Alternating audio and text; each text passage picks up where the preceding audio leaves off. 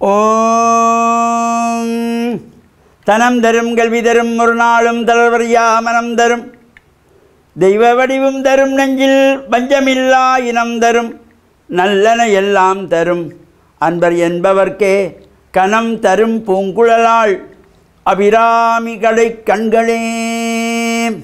ஓம் நமச்சிவாய. மேன்மைகள் சைவ நீதி விளங்குக உலகமெல்லாம்.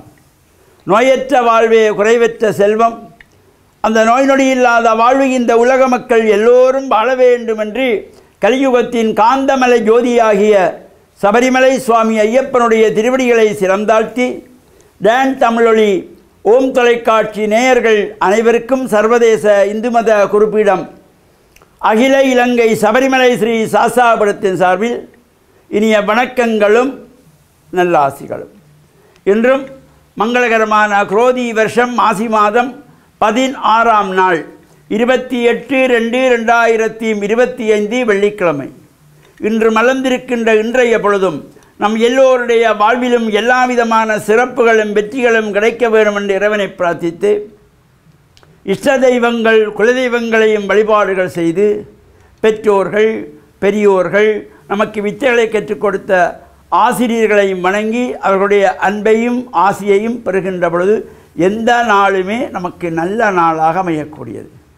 இன்று சுக்கிரவாரம் என்கின்ற வெள்ளிக்கிழமை. வெள்ளிக்கிழமையிலே நாம் ஆசாரசீலராக ஆலய வழிபாடுகள் செய்ய வேண்டும்.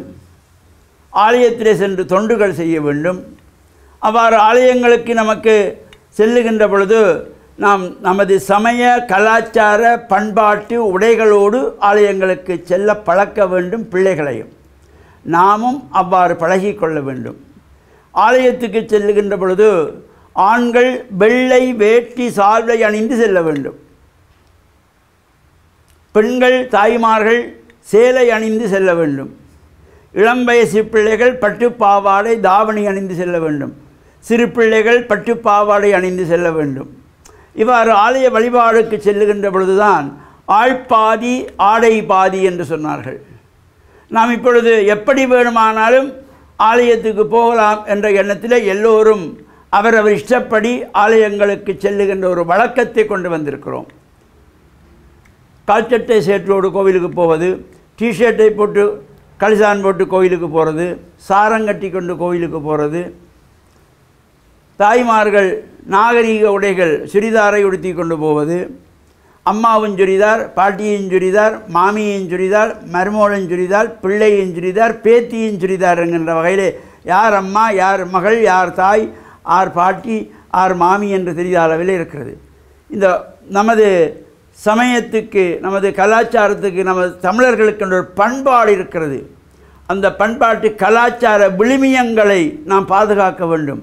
கலாச்சார உடைகளோடு நாம் ஆலயங்களுக்கு செல்லுகின்ற பொழுதுதான் இறை அருள் பூர்ணமாக நமக்கு கிடைக்கும்.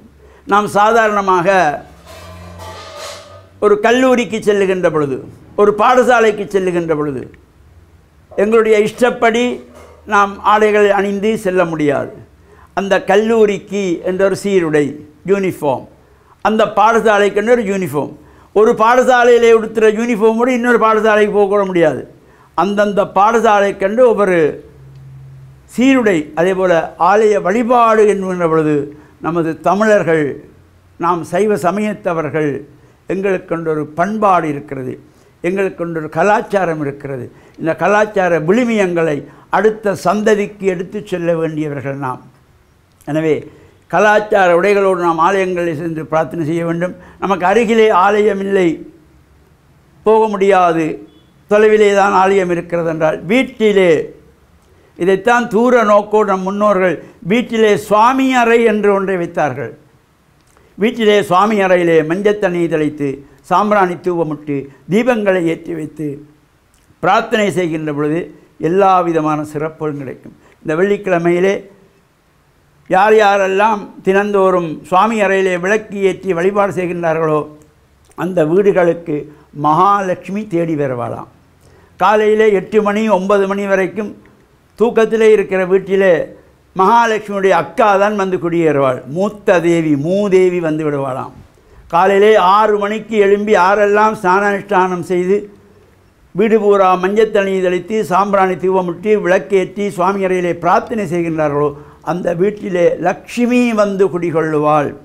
எனவே நாமும் லக்ஷ்மியினுடைய வரவை எதிர்பார்த்து அதிகாலையில் எழுந்து சுவாமி அறையிலே மஞ்சள் தண்ணி தெளித்து சாம்பிராணி தூபமிட்டு தீபங்களை ஏற்றி பிரார்த்தனை செய்து வழிபாடு செய்வதோடு இறையருள் எல்லோருக்கும் கிடைக்க வேண்டுமென்ற நல்ல சிந்தனையோடு டான் தமிழொலி ஓம் தொலைக்காட்சி நேயர்கள் அனைவருக்கும் சர்வதேச இந்து மத குறிப்பிடம் அகில இலங்கை சபரிமலை ஸ்ரீ சாஸ்தாபுரத்தின் சார்பில் நல்ல ஆசிகளை கூறிக்கொள்வதில் மனமகிழ்வு கொள்கிறோம்.